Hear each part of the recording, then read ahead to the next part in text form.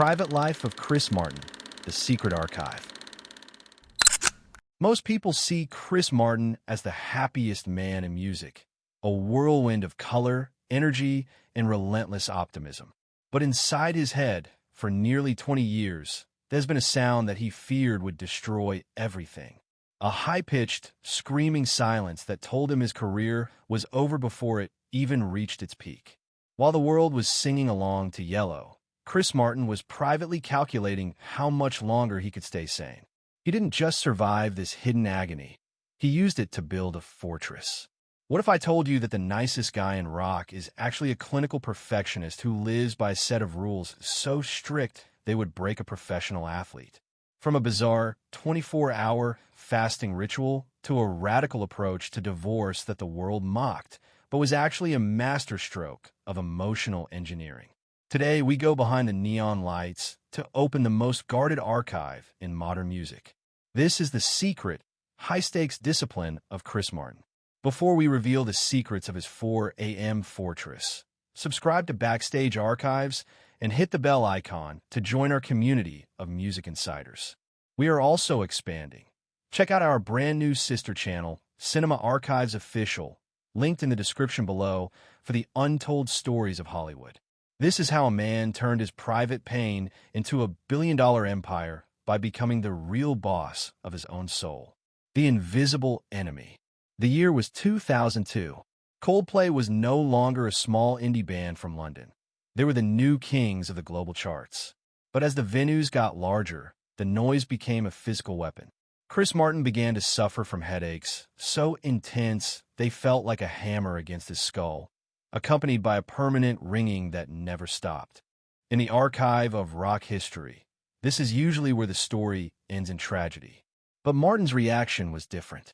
He didn't spiral into the bottle, he strategized.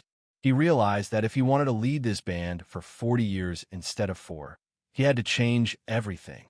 He became a ghost in the London party scene, trading late-night bars for silent rooms and expensive ear specialists. He understood that his hearing was the foundation of his empire.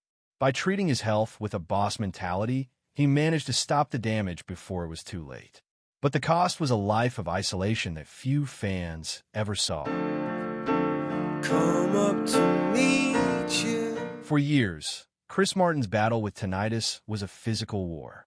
But as he matured, the archive reveals an even deeper struggle, a recurring battle with gray periods of depression. For a man whose brand is built on yellow, on light and hope, admitting to darkness was his bravest move yet. In early 2025, Martin stepped forward with a surprisingly raw set of tools he uses to combat these dark cycles. He didn't just talk about therapy. He talked about the 3 fundamentals of survival. First, he doubled down on the natural reset. He revealed that when the depression hits, he forces himself into nature, away from any digital signal. He treats his phone like a toxic asset. Second, he spoke about the service pivot, the idea that the quickest way out of your own head is to help someone else. Whether it's his massive charity work or just mentoring younger artists, Martin uses service as a shield against his own shadow. But the third tool is perhaps the most Chris Martin of all, the acceptance of the rain. In his 2025 messages, he suggested that fighting depression is like fighting a storm.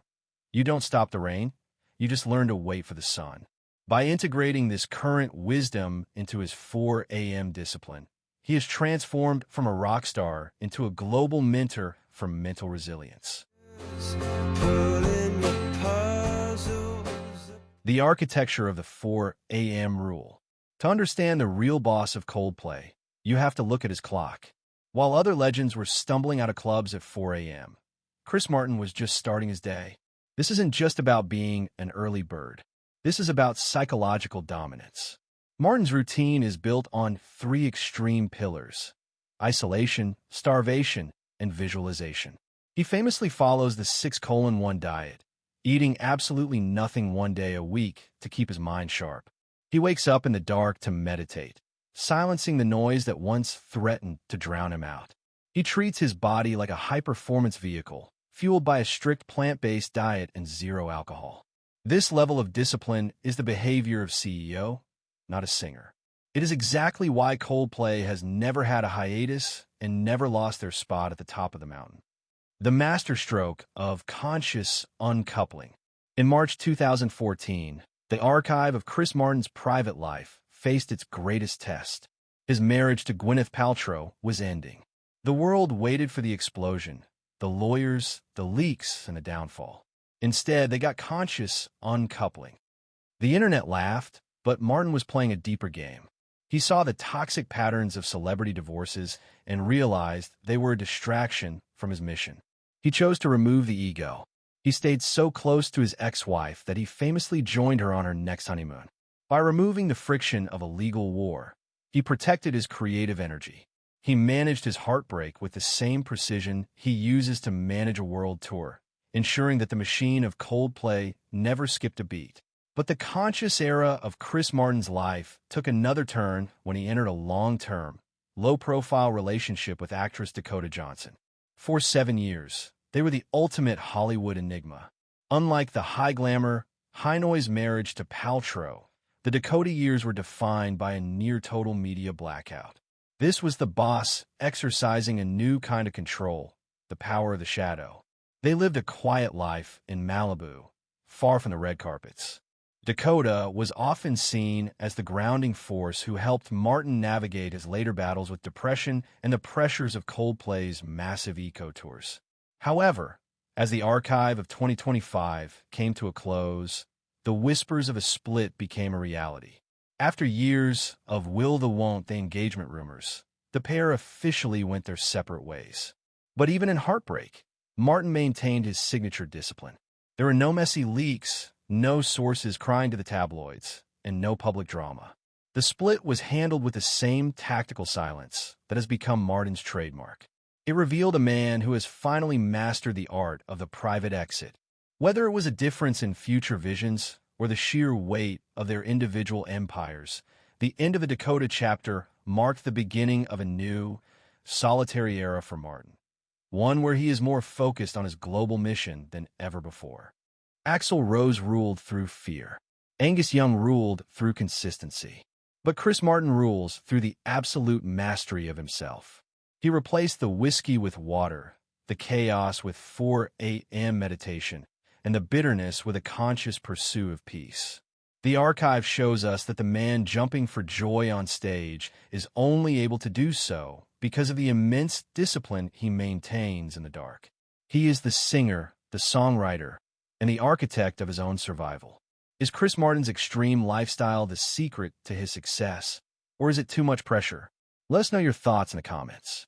If you found this archive insightful, please give us a like and subscribe to Backstage Archives to help us grow. Also, don't forget to visit Cinema Archives Official.